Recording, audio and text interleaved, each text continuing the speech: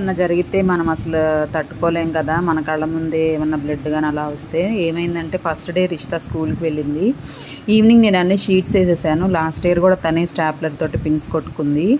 అయితే నేను కిచెన్లో పని చేసుకుంటున్నాను, అది స్టాప్లర్తో కొట్టుకుంటుంది. ఒకేసారి వచ్చి మమ్మీ అని చూపించింది. బ్లడ్ ఏం రావట్లేదు, ఏంటా అని చూస్తే అసలు రైట్ హ్యాండ్ సెకండ్ ఫింగర్కి స్టాప్లర్ పిన్ మొత్తం దిగిపోయింది. అసలు ఎలా కొట్టిందో కూడా ఆ విషయం నాకు అర్థం కాలేదు. కొంచెం సేపు ఏం చేయాలో అర్థం కాలేదు. నేను కంగారు పడితే మళ్ళీ అది ఇంకా ఎక్కువ ఏడుస్తేమో అనుకొని ఏడుస్తూనే ఉంది.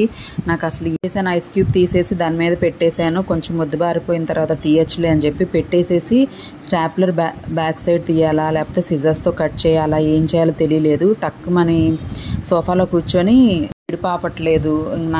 నాకేమో కంగారుగా ఉంది. ఏం చేశాను, సిజర్ తోటి ఒక్కసారిగా పైకి లాగేశాను.